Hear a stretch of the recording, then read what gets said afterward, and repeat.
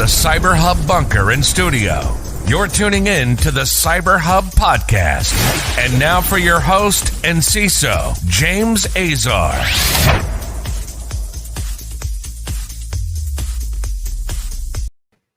Happy Friday, everyone. Welcome. I haven't done one of these Fridays in a really long time. Joining me today, Nick Sorensen, the CEO of Whistic. Nick, happy Friday, brother. Hey, James, we made it. We did. It's the end of the week. We have made it. Hello to everyone who's tuning in, watching us live on LinkedIn, YouTube, Facebook, Twitter, Twitch, Reddit, wherever else this is now streaming at this point. This is a large multi-stream, but we're live, so you can ask your questions. We'll bring them on the screen. We're going to talk a little bit about the state of vendor risk management, because I think that's a really big topic that we got to lead with. I've taken one of these challenges by Whistic of getting rid of all my Excels. And for those who don't know, I'm an Excel addict. And I mean that I've used an Excel for everything. And I don't know about you guys, but I've taken the Whistic challenge and I'm trying to go SaaS. So Nick, talk a little bit about the company so people know a little bit about Whistic before we get started today. Yeah, we're automating and streamlining that vendor assessment process that we kind of joke about. How many days has it been since you used an Excel spreadsheet to assess one of your vendors? But we're turning that into an efficient two-sided network. So kind of like LinkedIn did for recruiters, we're taking that offline spreadsheet process and turning it into a two-sided network based on profiles of the vendors you're assessing and taking that spreadsheet out of the equation. So that's a brief intro to what Whistic's doing. That's awesome. So for those who missed this week's CISO talk, we had on Patrick Benoit and Nick joined me, and we did a little episode on state of vendor risk management. And we talked a little bit about some of the statistics and things that go on with the state of vendor risk management. But I think predominantly when we look at the industry today, Nick, the trend around vendor risk management is very, it's on the up and up thanks to the last 5 months, right? But we're reaching a place where it's now not what you put on the sheet, but really what you're not putting on there, right? What are some of the feedback you're getting and you're seeing? Because you have a unique point of view. You're seeing this from the technology side. So what are some of the trends that you're noticing that people have been asking for the last 5 months that maybe weren't a big deal prior to that? Yeah, so a lot of things have broken in the processes that we have in place to assess our business resiliency, continuity. How do we get quick responses from our supply chain in a time of crisis like we've seen in times of incident? So we sit in the middle of the buyers and the sellers. We sell software to both the vendors getting assessed by their customers and help them on that side, as well as the other side of the coin. A lot of companies deal with both. And so maybe I'll talk to a couple trends on the buyer side. There's just this pressure to figure out a more efficient way to gather this information and to assess third-party vendors. It's not new. I know we'll talk more about some of the other data points that we found, but that has been spotlighted, in the last 5 months, this need to have better process, more automation, more scalable methods for doing that. On the seller side, it's highlighting this point around we need more transparency. Kind of the days of the black box vendor security assessment are fading away quickly, and more companies are expecting more and more transparency from their vendors on all sorts of topics. So those are a couple high-level trends that we've seen specifically in the last 5 months. So that's that to me is very very interesting. The idea of transparency, right? I ask for it a lot. From the seller side, how are sellers reacting to the request for transparency? What are some of the things you're seeing from the seller side? Well, we're seeing some companies go all in. There's some leading companies that are really raising the banner on this and saying, we believe in this, we've got nothing to hide, and we're ready to embrace transparency and starting to figure out what that looks like. I think at first glance, a lot of companies are afraid of that because of the mode that they've been stuck in for the last 5-10 years, which is I'm not going to share information unless you ask specifically for it. When you ask specifically for it, I'm going to only give you enough information to answer the topic at hand. And so we're definitely seeing companies grappling with that, though. They start seeing these other thought leaders that are doing it. They want to jump on board. How do I get more transparent? That's sort of the state of things right now. People are talking about it a lot, and it's a topic on a lot of information security leaders' minds. So that kind of brings up a very, I think, interesting aspect of the idea of half of the vendors are jumping in on it. Some of them aren't really taking it serious or looking at it as something that they have to do. Where do you see that trend going over the next year or so? Well, I think the companies that want to do it are going to find out ways to start doing it. That's part of the challenge why the adoption hasn't kicked in for those companies, because you got to change process. You got to, in a lot of ways, it's your sales organization that's been, in the middle of this. You got to do training. You got to enable those people to communicate. You've got to arm them with the information that they need, the security documentation, the audit certifications, your policies and procedures, or whatever you want them to be able to share and implement that. And so that takes time. So even when we, engage with a company or talk to a leader in this space and say, we want to go that direction, that's going to take, sometimes a couple of quarters, sometimes a couple of years, depending on the company. But we're starting to see that evolution happening more and more, which is exciting for the industry. It is. I constantly look at transparency as being something that's the only way to properly do security amongst a supply chain, meaning if I don't know what you're dealing with, it's going to be hard for me to help minimize the impact of whatever that is. And we look at the state of, security assessments, and a lot of them are just very, there's a little bit of maturity and in the report, and I want to kind of point this out. So in your vendor security, state of vendor security report of 2021, which people can find at whistic.com, there's a vendor security there's an aspect of how vendor security programs are maturing.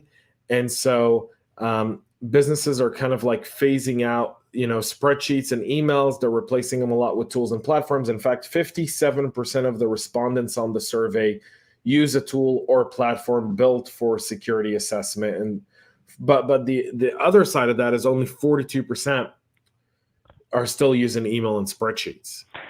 Yeah, but that's changed. So that percentage of companies that are using a tool or platform, it's up 35% since our 2019 report. So although we sort of look at that and say, man, we're not doing really well, we're still stuck in the dinosaur ages here still, that's a big improvement from our last state of vendor security report. So a lot of room to go, but a lot of progress has been made in the last 2 years. So that's encouraging on one side, and on the other side, it's sort of, wow, we still have a lot of companies that are either not doing this or not doing this in a manner that's very efficient or that really gets to the point.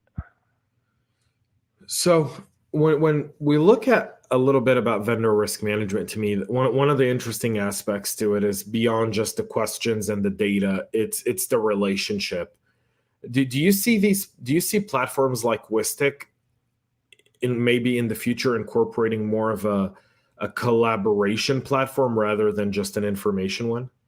Well, we already have that concept in the platform today. So if in one way to describe what we're doing is all of the admin stuff that takes 80 to 90% of the time today in a vendor security assessment or vendor risk management exercise. That's like, who's my right contact? Let me schedule time to talk to them. Let me get their responses. Let me gather their documentation. Let me go through all that. All this admin stuff, that's where everybody's spending the time. And in one way, what we're doing is we're getting rid of that and just bringing the parties together faster so that you can have a real conversation about it. And that conversation doesn't need to be a Zoom or a phone call. That dialogue could be through, a control review or a audit review or things like that. So yes, we've started down that path. We see a lot more of that in the future. Not only collaboration between the buyer and the seller who are sort of looking to do business together, because that's sort of kicking off a partnership, is the way that a lot of forward-thinking companies are thinking about this. It's not my vendor. I'm relying on you to help me run my business. We're partnering together, but also collaboration between buyers. So, hey, we both assess that same vendor.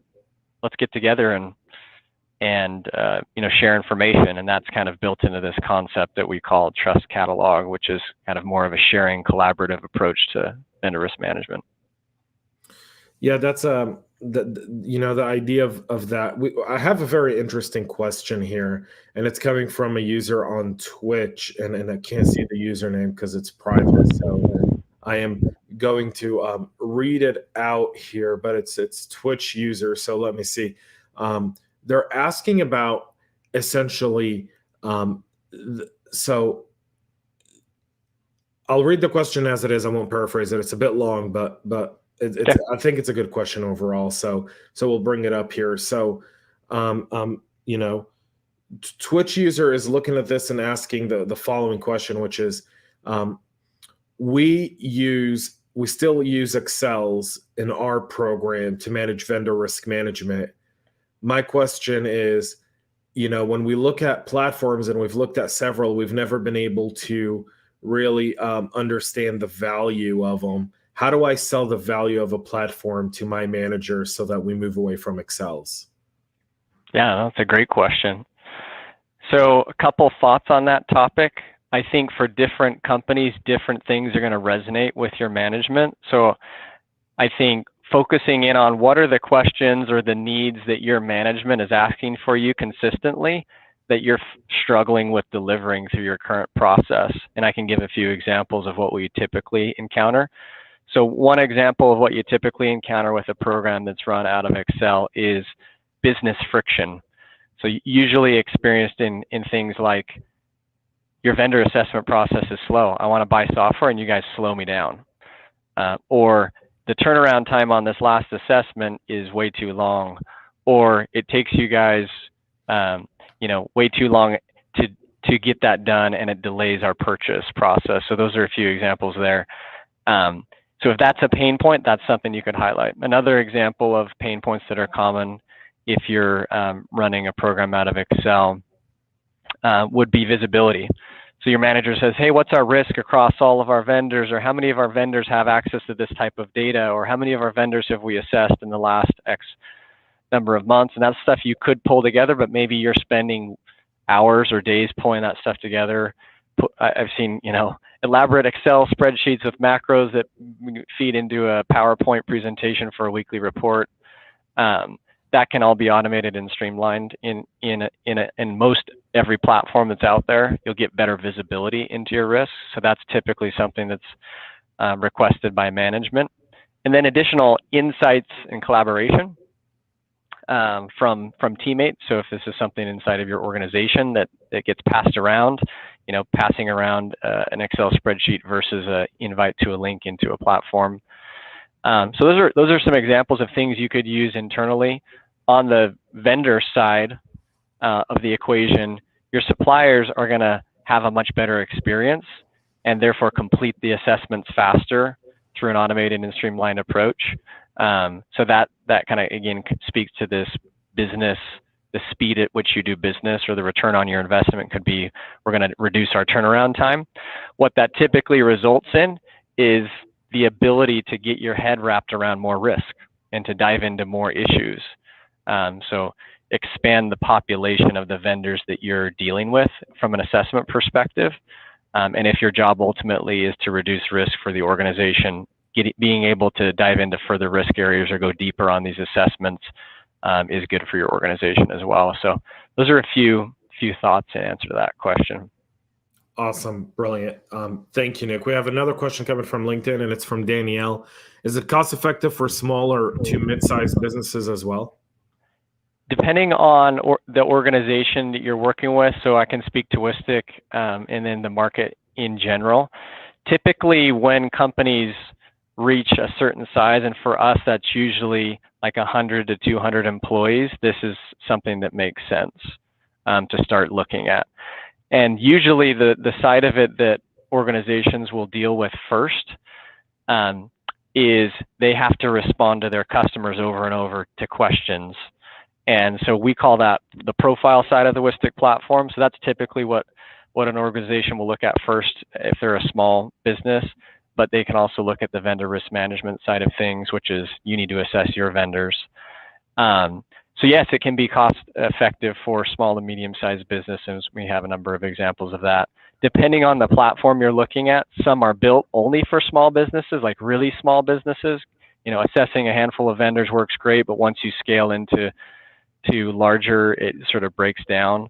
So there's options just for that. And then there's, you know, larger solutions, typically like the governance, risk, and compliance platforms that are really cumbersome to engage and take months or years to implement. And those are usually for large, you know, global enterprise.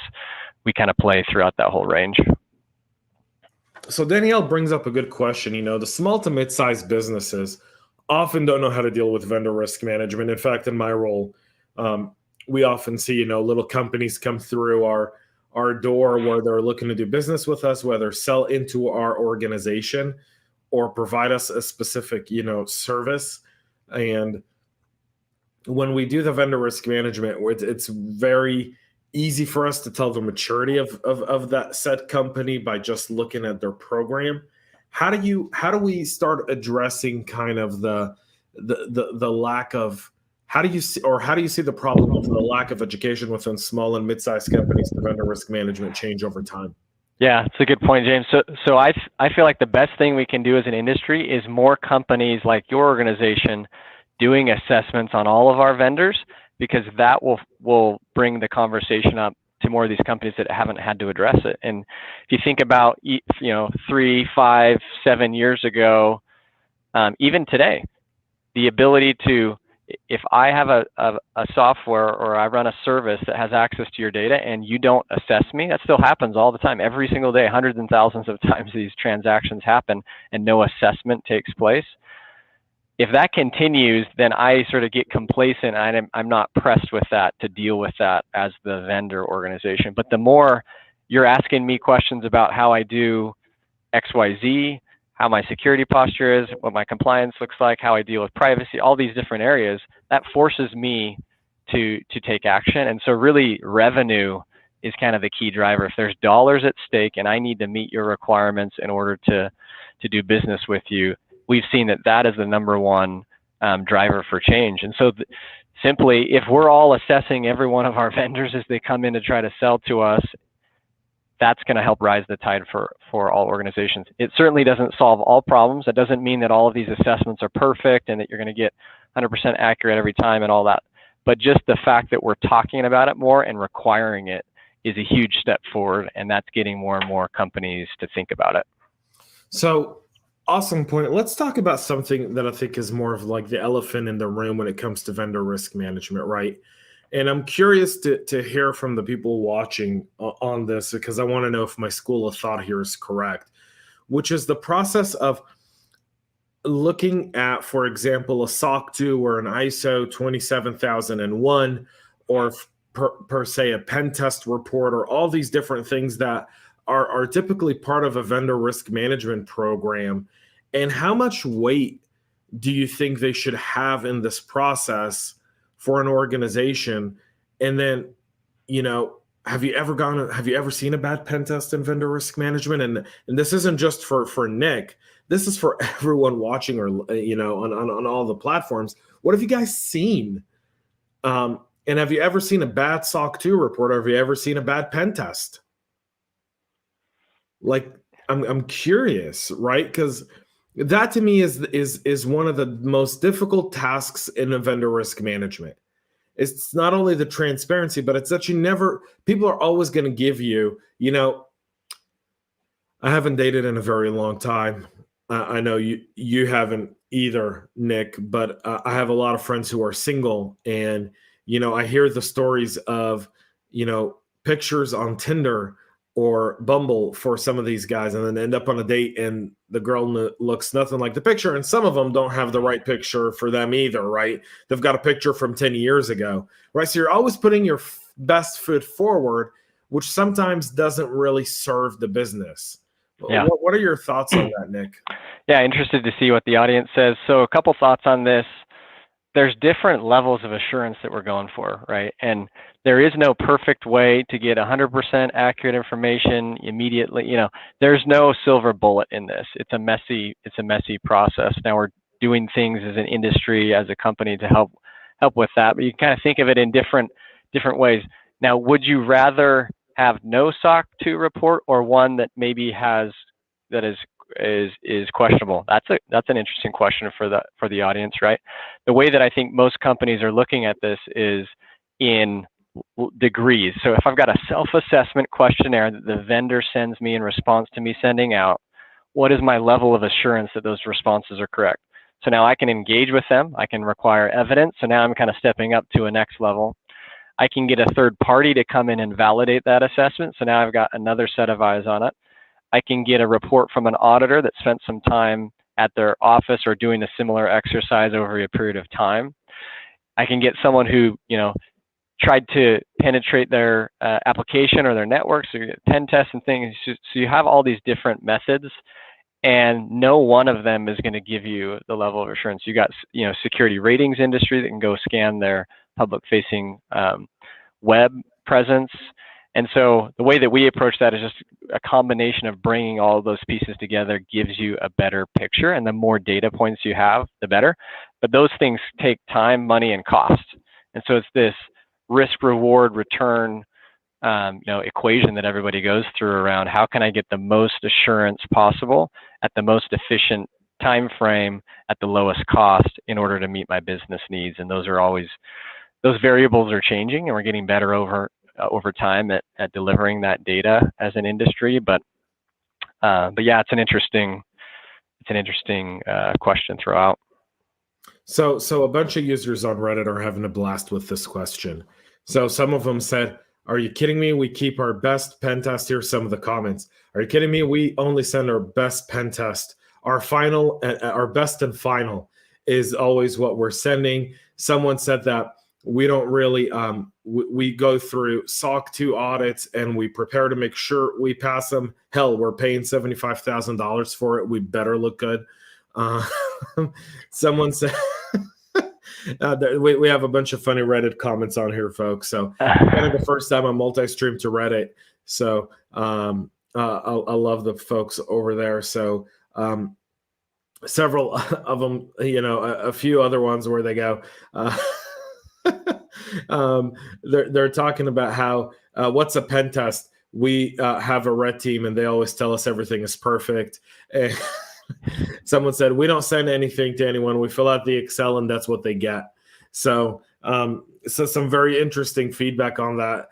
To me, that's really, really fascinating, Nick, is the idea of, have you ever gotten anything bad or seen anything bad come through? That's so rare. You don't see it. That just does not happen. Yeah, I think an interesting sort of renaissance we're going through right now is there's a SOC 2 renaissance, I like to call it, that's happening right now because there's a bunch of companies that have been funded to automate the SOC 2 process. And so what's happening is more SOC 2 audits are going to happen in the next few years than have happened, historically by orders of magnitude more, because it's smaller businesses are able to afford it. It's getting more automated and streamlined. And as you get rid of more of this administrative stuff, the hope would be that you have more time to look into who actually did this audit and what was actually under the hood here, and focusing in on some more of those pieces that really get glossed over in most, vendor risk assessments today because of time. It's not that people don't care. It's they don't have the ability or the manpower or the headcount, the bandwidth to go into those questions that would expose some of these things. I personally believe that from an industry perspective, we have a ways to go, but I think we're going to get better on that. And this transparency topic is going to force the issue. It's just a matter of bandwidth right now, and really 40% of companies not even sending you an Excel spreadsheet is kind of the bottom line there. If they're not sending you an Excel spreadsheet or they're doing it in Excel, you're certainly not going to get into some of these other areas yet. So we have some work to do. Yeah, we have a lot of work to do on the side of vendor risk assessment. When you look at, the automation of SOC 2 reports, kind of the integration of a lot of this stuff. One aspect that I enjoy with going full SaaS now, I will say, is the concept of securing my data a little bit better than before. So I never know where an Excel is going to end up, but I sure know who has access to the platform that I'm using. Yeah. Yeah, the ability to revoke and track that access and to understand where that information is huge. That's one of the key things that forces companies to address this. They come to us often on the vendor side or the seller side, and they say, I have no idea how many times I've sent out my SOC 2 audit and to whom last year. I just know it's out there everywhere, as well as my policy docs and sort of this wild west of the sales team had access to it. And yeah, I have NDAs and things, but I have no visibility into that. That's a risk in and of itself to have your data scattered out there. So, hey, I need some more visibility around that. I want to be able to revoke access or update my audit report on the fly and make sure that people have the latest version so they're not looking at an old, outdated copy. Those types of, horror stories about people sharing out-of-date information, wanting to do the right thing, but not able to, and kind of stumbling across the process happen all the time. Yeah, I see that definitely being something. I'm looking at the continuous model of risk management with vendors, right? So one of the things, I look for today is if we're using someone and it's a SaaS or an infrastructure or platform as a service, are we doing these vendor risk managements, let's say, at every version update that we're implementing before we implement it? Are we having the conversation with them around the inherent upgrades that go on within that platform? And I think that's something that's often overlooked. Do you think that's going to end up becoming more of a kind of like a scheduled, like, hey, every 6 months we're going to send these people a reminder to do a little, kind of go over maybe 1 or 2 sections of that survey over a period of time? Yeah, for sure. I mean, that was one of the first features we added 5 years ago on the Whistic platform to automate that cadence. But you think about that, again, it's a maturity level. A lot of companies, they're just starting to do assessments at the point of purchase, which is a good place to start. Before something comes in the door, let's make sure it's good to go. And then they forget about it. And the use case exploded. They poured all their data into it. Now, it was 3 users initially. It's 3,000 now. And so, again, it's just where are you at as a company? What can you handle? So think about it from a point in time to okay, I'm gonna do that every 6 months or every year, or when the use case or deployment changes, or when the type of data we're sharing changes. That's sort of a revisiting the point in time. And then you have this concept of in between the point in times, you have continuous, monitoring from a scoring perspective or a pen testing perspective or a vulnerability scan perspective or things like that.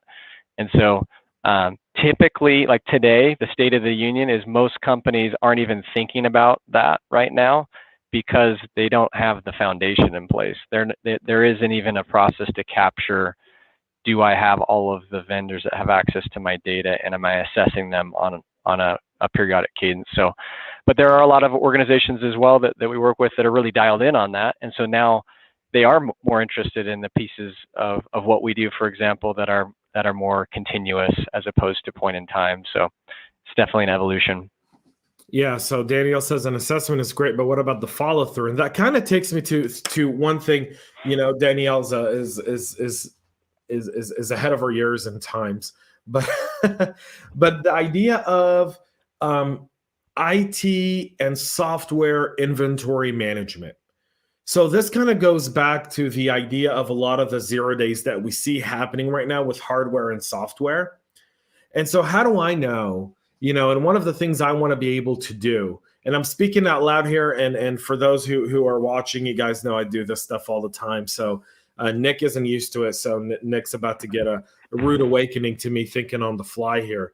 But one of my challenges and one of the problems I want to solve is the idea of software and hardware inventory within my vendor risk assessment to begin with.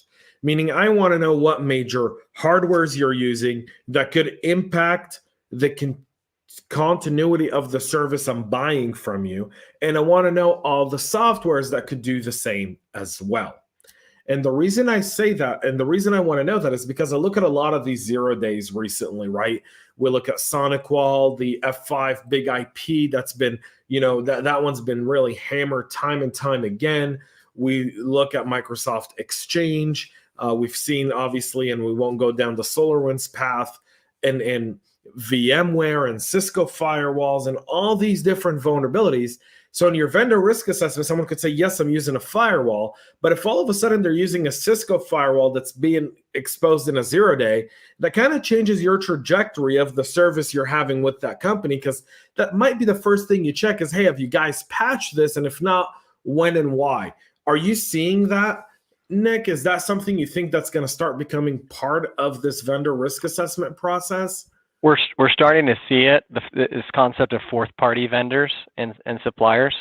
I still think we're quite a ways away, because again, most companies today, the state of the union for the majority of companies is, I don't even have a handle on what vendors have access to my data.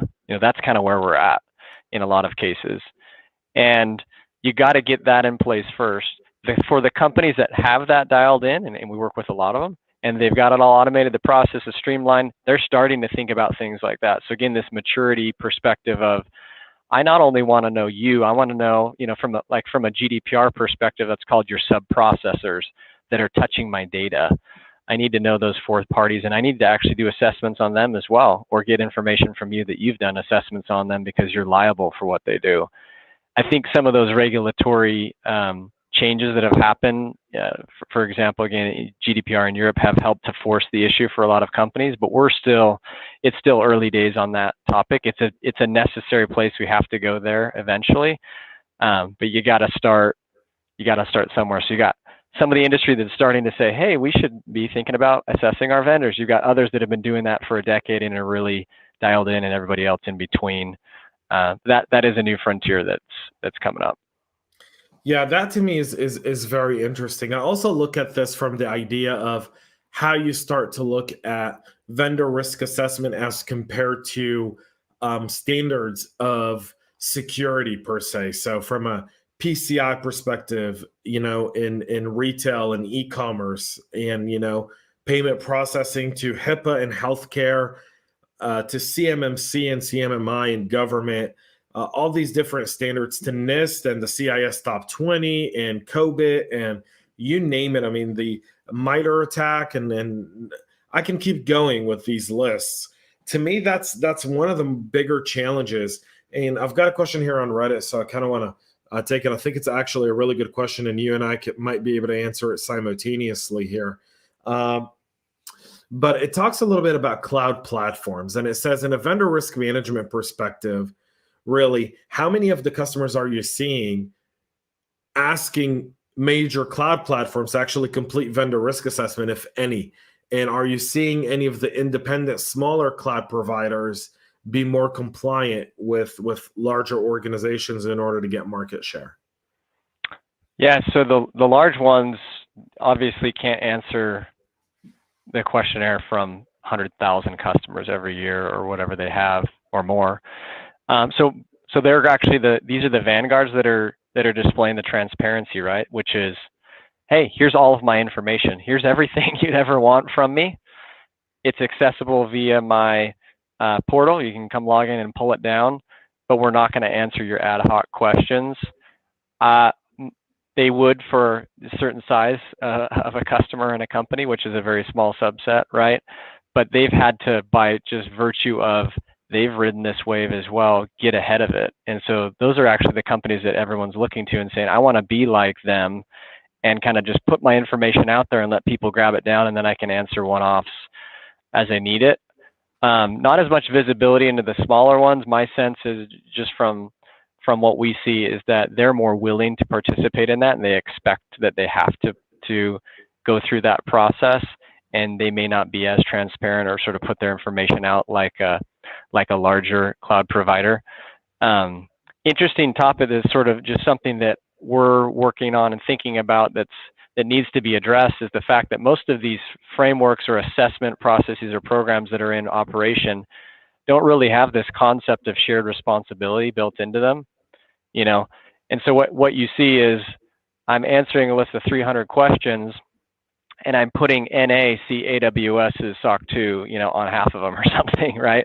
Depending on how the assessment's designed, because I'm a cloud provider. So these cloud native applications and the world of SaaS delivery has gotten ahead of a lot of the assessment work that's being done. And so industry is in the process of catching up to that as well. So that's sort of a related topic, but different. So a few thoughts on that. So another awesome question coming from Twitch. I love this one.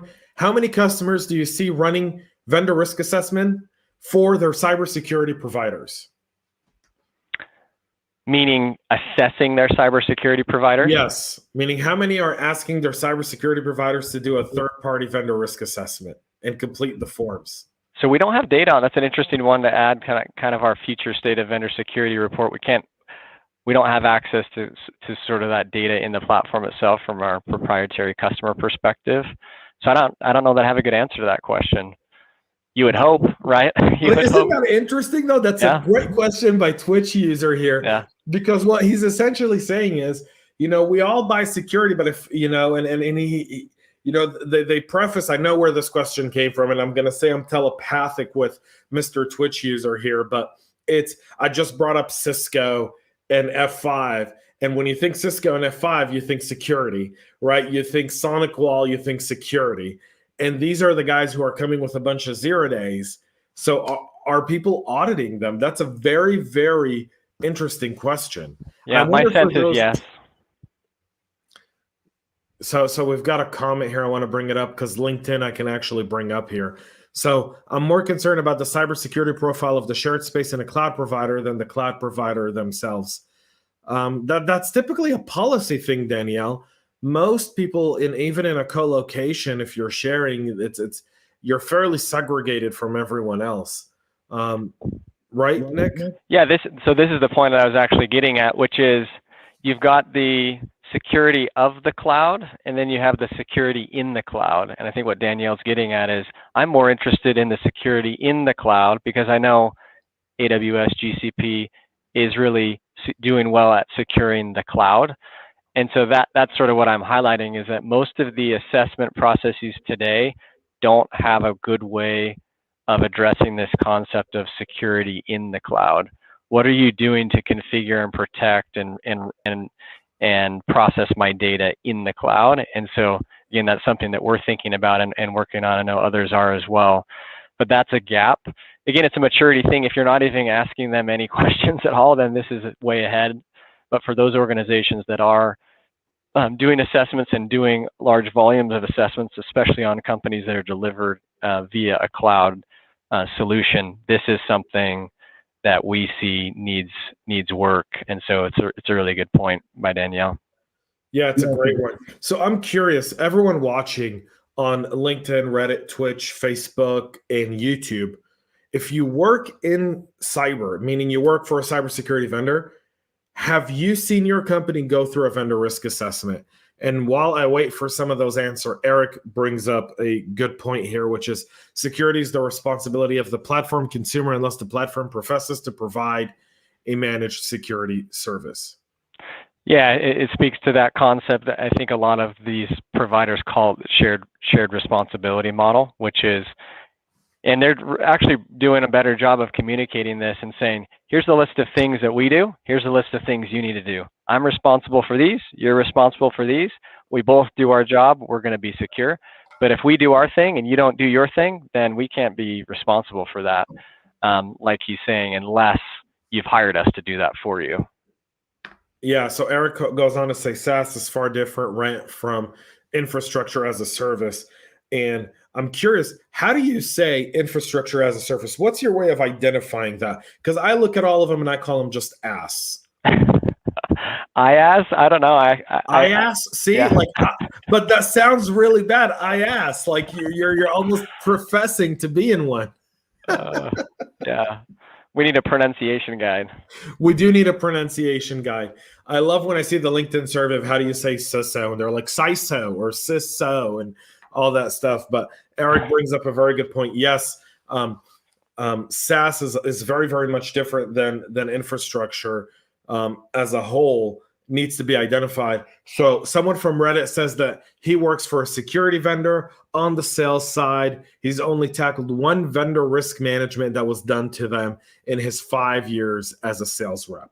Oh, wow. That's interesting. So that's really interesting. That is fascinating to me because I run our security companies through vendor due diligence. Like everyone else, like they're no different. Yep. And I think a lot of companies actually think of that. I would assume, based on conversations that I've had, that they would think of that as a more enhanced level of due diligence in some cases. But yeah, interesting data there. I think so. From the State of Vendor Security report, 77% of sales reps said they have a security review on every deal. So I think obviously depending on the industry you're in, but that was 260 sales professionals. I think 30% of them were director level or above. So the type of people that would sort of have that forwarded up the flagpole to them. So regardless of what the individual experiences, as an industry, that number is growing, because that number was not 77% 2 years ago or 5 years ago. So the number of these reviews that are happening are starting to increase as well, which is interesting. So the awesome Ken Morris says, what are your thoughts on assessing the resilience of access to devices or environments? For example, the genesis of SolarWinds was the use of valid credentials by bad actors. Yeah, that's a good one. I think I'm not from a program perspective. I don't know that I'm the right person to speak to that question particularly. From a conceptual perspective, I think these complex breaches and incidents that we've seen at kind of a global scale recently, they're not solved by a spreadsheet vendor assessment, right? Or an in-depth, third-party vendor risk management assessment. And these are highly sophisticated and complex sort of attacks, as we've all sort of read about. So I don't know. I don't think I can comment specifically on that one. So I'll talk to that if that's okay with you, Nick. So yeah, go for it. Up a great question, which is how about assessing the resilience of access for those who can't see the comment on the screen? If you're listening after the fact, I'll read this comment again by Ken Morris. So what are your thoughts on assessing the resilience of access to devices or environments? For example, the genesis of SolarWinds was the use of valid credentials by bad actors. So in theory, we think that SolarWinds was the use of valid credentials by bad actors because someone found SolarWinds 1, 2, 3, 4, and the CEO of SolarWinds came out and said it was an intern. We don't know yet that that's actually how they got in. And I say that after getting a briefing just this week on SolarWinds from CISO of that's still under investigation. They still don't know the entry point. So I just want to start with that. That might have been it, but there's still no concrete proof to prove that. Now, on the idea of assessing the resilience of access to devices or environments, I think that creates a very interesting dilemma. And it also increases the cost of doing these vendor risk managements. So depending on how you're integrating someone into your environment and what data you're sharing, I could see this being kind of an additional method of doing it.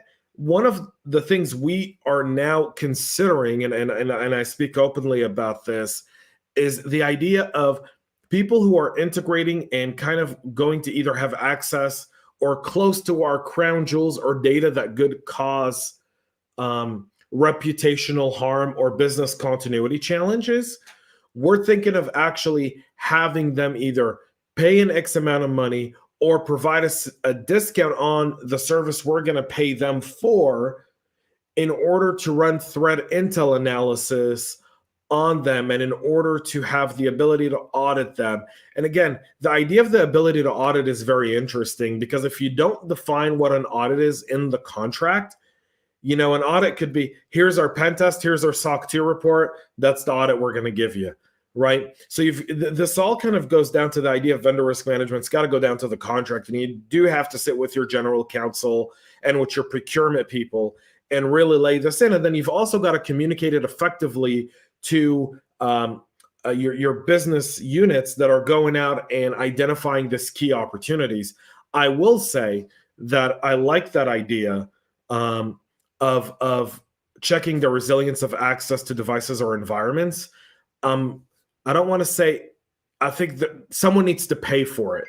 And if I'm doing so much, if I'm doing so much to check on those companies, the cost for security goes up and the business doesn't see benefits for it. So the only way I can really sell security to the business as a CISO is to come at this from a perspective of, hey, we'll do this, but they're going to need to give us a $25,000 a year service discount so that we can look at this from so that we can put through the resources to be able to do threat intel and identify anything with that specific organization.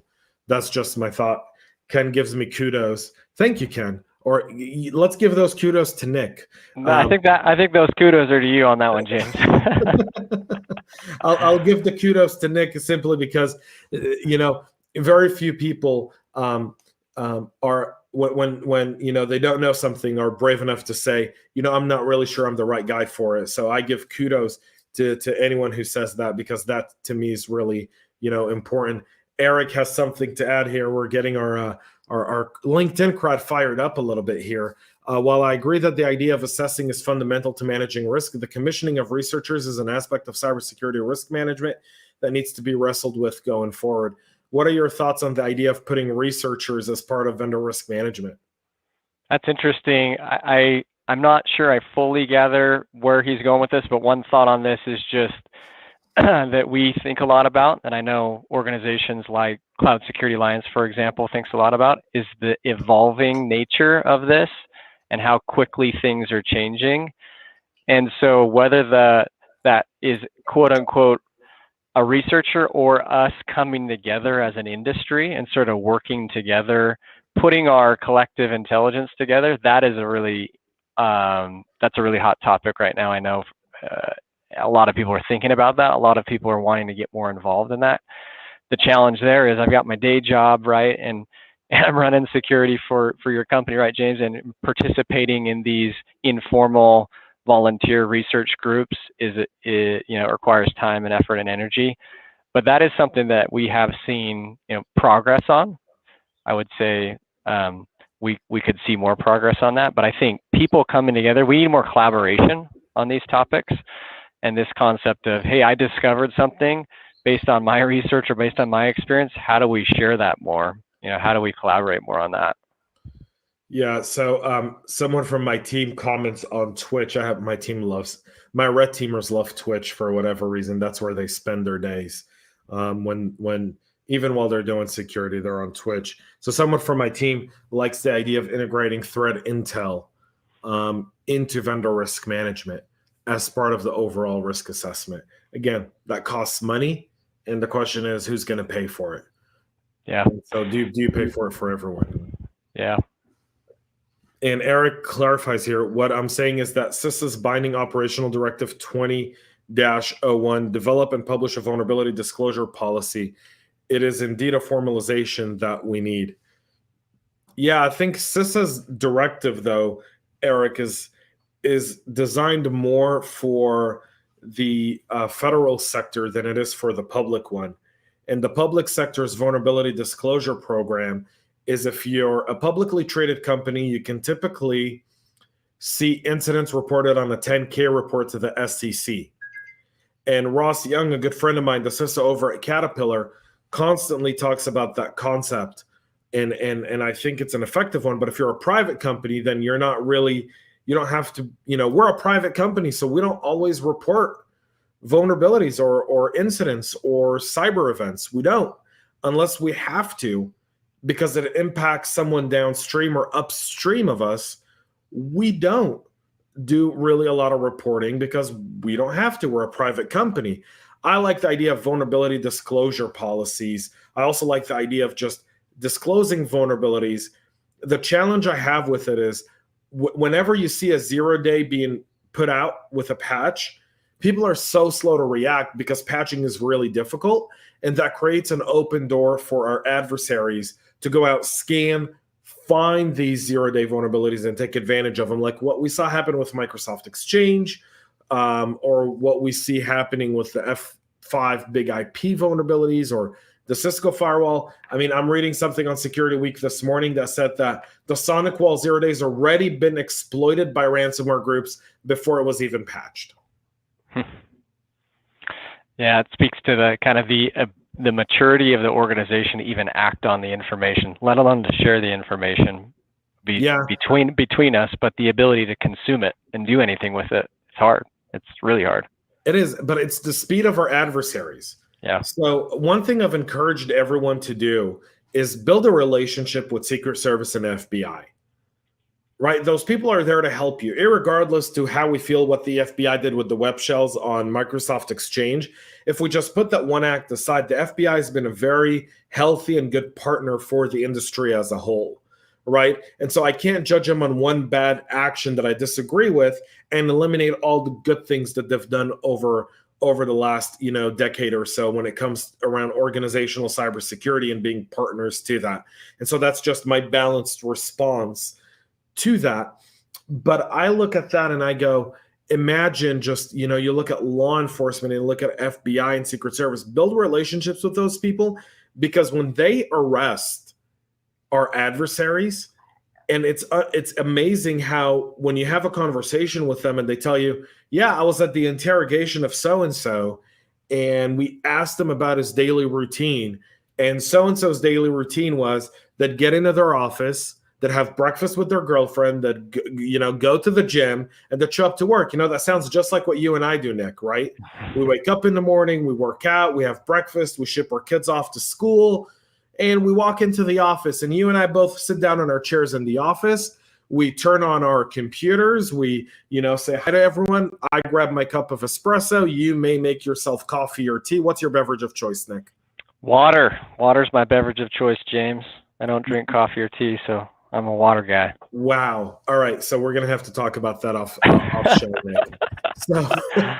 So I have my espresso. You've got your water.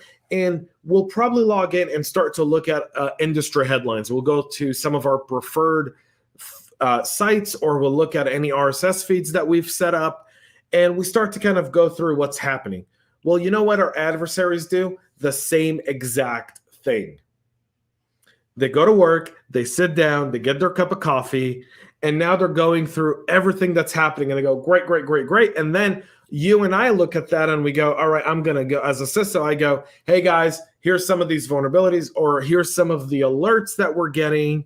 Here's some of the stuff. Where are we? This is going to go public tomorrow. Have we patched it? A lot of times people don't know this, but if you're a customer for a company that has a 0-day vulnerability, you're typically given about a 3 to 5 day courtesy notice before it goes public so you can patch. So that way you're not part of the vulnerable systems when it goes public. Like, I don't need to wait for Security Week to find out a vulnerability of a product I use per se, right? And so in most cases, I'll say that to be the case. Mm-hmm. And so I look at that and I go, where are we on this? This is going to go public today, tomorrow, or if I see that it's already gone public, and for me as a CISO, and it's fell between the cracks, meaning I haven't followed up on the patching, and all of a sudden I see it in the reports, I'm going on our Slack channel and asking, hey, where did we get this patched? It's public now. People are going to be scanning for it. If we haven't gotten it patched, let's get it patched. And that's really important to do. And I think that's part of our routine. Our routine is our enemy sometimes. Yeah, and they're likely sharing that information. Hey, look what I found. Yeah, and Danielle says, James, we'll have to get Nick hooked on espresso now. Danielle is all over these comments today. Man, Danielle, thank you for you're keeping it lively. Nick, what would it take to get you on espresso? I would need to change religions, James. Seriously. Patches, Eric. So Eric says patches are always after vulnerability discovery. As a rule, I agree with the velocity of patching or mitigation is critical. Exploitation in the wild follows vulnerability discovery and POC dev. The workflow of the threat actor is disconnected from patches. It is. The workflow of the threat actor is disconnected, but once the patch is out there and the vulnerability is publicly disclosed, then they're out there scanning for it. And a lot of times you'll see if someone's already taken advantage of it. And this was true in Microsoft Exchange, by the way, for a lot of people. What happened was in the dark web marketplace, we saw people actually go up and start selling kits to take over Exchange servers or ransomware within 12 hours of it being publicly disclosed. So someone was already selling the tools to take advantage of it within 12 hours. So the speed of our adversary is so quick, and that's why sometimes if you're not patching pre the vulnerability, meaning pre the vulnerability notification, you might be finding yourself on the other end of it and being a victim of a threat actor at that time. It's really, really crazy. All right, we're almost out of time here. So, Nick, any final parting words for our audience today? Parting words. Let's see. Hope you have a great weekend. Yeah, I think just on the topic, it's important to understand where you're at your company, and if you haven't already, take the self-assessment lens and sort of say, what are the areas that we need to do in order to get ahead of the curve instead of behind the curve on this topic? So whether you're in a role where you have to deal with, my customers are asking us a lot of questions about our security and we go through a lot of assessments, how can we take the next step to get more transparent, more ahead, more proactive on that side of things? Or whether it's the side of, I really should be thinking about vendor assessments and the security of my third-party vendors who have access to my systems and data on that side of things. I think being able to carve out that time is really hard. It's not something, in a lot of ways, a lot of companies think of it like an insurance policy. I need this in the event something goes wrong, but by that time, it's too late to do anything about it, right? So getting proactive on both sides of this equation is probably the one parting thought that I would say is find the time to circle the team internally and talk about what is the next step we should be taking on this without being forced to by a regulation or by an incident or by something that happens, and take control of that situation. It doesn't mean you're going to boil the whole ocean or you're going to solve all problems, but taking that next step is something that all of us can do, and it will benefit of all of us. Absolutely. That's great. So folks, we're at the end of the show. Thank you for tuning in. I'm going to try and do these every single week, this Friday AMAs. I know people like it, and then they go, James, you disappear for 2 weeks and then you come back. And, I'm trying to balance doing all these stuff with my CISO work. And sometimes it's easier than others, and sometimes it's harder. So please be understanding of that. I know a lot of you do know how difficult that is. Monday, 9 a.m. Eastern. I'll be right here with the practitioner brief. Go check out the CISO talk I did with Nick and Patrick Benoit, who's the BISO and Global VP of GRC for CBRE. That's a lot of initials and letters. Patrick is awesome. You guys have seen Patrick on the show before. We just happened to record the State of Vulnerability Risk Management and publish it the same day the President Biden gave the State of the Union to the joint address account. And that was by pure coincidence. We never planned it, but there it is. Go to our CISO Talk podcast on our YouTube channel. You can watch the entire show, or on your favorite podcast listening platform. Look up CISO Talk. Make sure to subscribe either to our YouTube channel or on your favorite podcast listening platform. To get the CyberHub podcast, you'll have to subscribe to the CyberHub podcast on your favorite podcast listening platform as well. We're off for the weekend. It's Friday. Have a safe weekend, y'all. And remember, time is short, life is short, so spend it with your loved ones. Work will always be there, but your loved ones may not be. So that's it for us here today, guys. Take care. Nick, thank you. Thanks, James. Thanks, everybody. On our podcast, by the way. Whistic are big supporters of our show. These guys are unbelievable, so make sure to go check out Whistic.com, and you can get your State of Vendor Risk Management report. It's something very very, very cool. It's a good report to have and really line up your security with your business. So definitely go check that out. All right, folks, have a great weekend. Thanks. We love feedback, so make sure to connect with us on social media and subscribe to our podcast on your favorite podcast listening platform.